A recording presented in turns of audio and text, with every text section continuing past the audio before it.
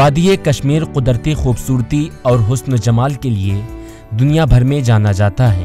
وہیں قدرت نے وادی گلپوش کو انگنت نعمتوں سے نوازا ہے۔ وادی کی ان خاص نعمتوں کو بروئے کار لانے میں یہاں کی زرخیز زمین کا اہم کردار رہا ہے۔ وادی کشمیر کی بیشتر آبادی کھیتی باڑی کے ساتھ منسلک ہے، جبکہ یہاں کی زرخیز زمین سے بہت سی نایاب چیزوں کی پیداوار ہوتی ہے، جس میں سیب، اخروٹ، زعفران، مشکا بدجی چاول اور دیگر اقسام کی چیزیں شامل ہیں۔ وہیں ان چیزوں کی پیداوار کو بڑھانے اور تحقیق کرنے میں نہ صرف تحقیقی مرکز بلکہ سائنسدانوں کا بھی کافی اہم رول رہتا ہے۔ وہیں جنوبی ضلع کولگام کے کھڑونی علاقے میں سن 1942 میں زراعت سے متعلق mountain research centre for field crop نامی تحقیق مرکز کا وجود عمل میں آیا۔ اس تحقیقی مرکز کو خاص طور پر زراعت سے منسلک چیزوں کی تحقیق کرنے کے لیے رکھا گیا تھا۔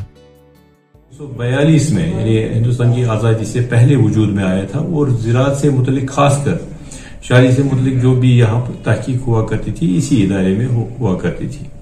اور جب 1982 میں زرعی یونیورسٹی کا قیام عمل میں آیا، اس وقت یہ تحقیقی مرکز بھی یونیورسٹی کو ٹرانسفر ہوا، اور اس کا منڈیٹ جو ہے، جو اس کے فرائض ہیں، ان میں تھوڑی سی تبدیلی یہ آئی کہ نہ صرف شالی جس کے لیے یہ مرکز مخصوص تھا، یہاں پر باقی جو میدانی فصل جات ہیں جیسے کہ گندم یا تلہن وغیرہ، ان پر بھی جو بھی تحقیق ہونی ہے یہیں پر ہوتی ہے۔ پورے ملک میں اس کو ایک امتیازی حیثیت حاصل ہے جو پیڈی ریسرچ میں، رائس ریسرچ میں۔ اس تحقیقی مرکز کا وجود بھارت کی آزادی سے قبل ہوا ہے۔ اگرچہ کسانوں کو راحت پہنچانے کے لیے کشمیر کے مختلف اضلاع میں کرشی وگیان کیندر کا وجود عمل میں لایا گیا، لیکن کھڑونی کا تحقیقی مرکز جنوبی کشمیر میں اپنی نوعیت کا پہلا تحقیقی مرکز تھا۔ اس لیے کھڑونی علاقے میں قائم تحقیقی مرکز خاص اہمیت کا حامل ہے۔ میجر طور پر ہم دو کراپس پہ ریسرچ کرتے ہیں، ایک ہے رائس دھان کا فصل اور دوسرا ہے سرسوں۔ جو آپ دیکھ رہے ہیں میرے بیک گراؤنڈ میں، یہ سرسوں کا فصل ابھی تیار ہے، یہ اس کا بریڈر سیڈ بن رہا ہے یہاں پہ اور فاؤنڈیشن سیڈ، اور ان دونوں فصلات پہ ہم یہاں پہ کام کرتے ہیں۔ جو ہمارے بیک گراؤنڈ میں ورائٹی ہے، یہ شالیمار سرسوں 2 2017 میں یہ ریلیز ہوئی تھی۔ اس کی پروڈکٹیوٹی جو پورے ساؤتھ کشمیر میں یا نارتھ کشمیر میں ہم نے دیا ہے تقریباً 20% بڑی ہے، اور اس کا یہی ہے کہ سرسوں کا کہ اس کی جو بوائی ہے وہ اکتوبر کے پہلے مہینے میں کمپلیٹ ہونی چاہیے، کیونکہ یہاں موسم پھر خراب ہو جاتا ہے، سردی آ جاتی ہے اور زمین خشک ہو جاتی ہے۔ اس لیے اس کا رائٹ ٹائم پہ بوائی کرنا، اور جتنے بھی ریکمنڈیشن سفارشات یونیورسٹی نے کی ہے کھاد کے بارے میں، اور جو اس میں یہ ڈفرینٹ قسم کے یہ ویڈز آتے ہیں ان کا کنٹرول، اس کے بعد یہ فصل بہت اچھی ہو جاتی ہے، اور پانی جہاں جمع نہ ہو وہاں یہ فصل لگائی جائے۔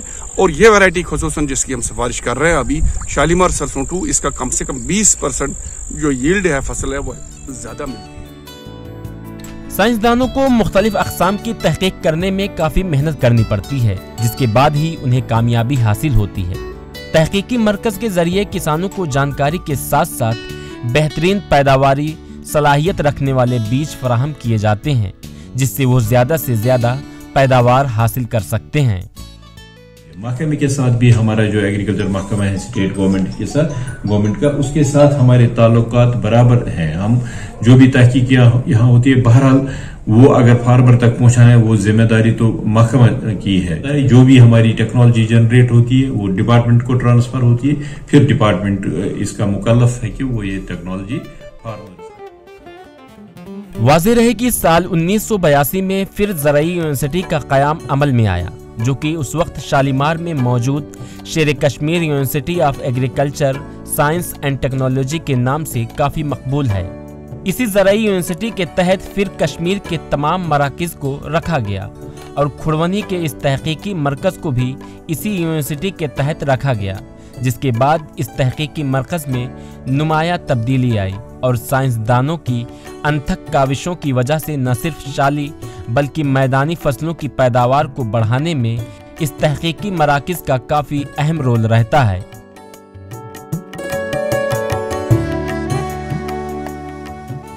کھڑونی سے غزالہ نثار کی خاص رپورٹ۔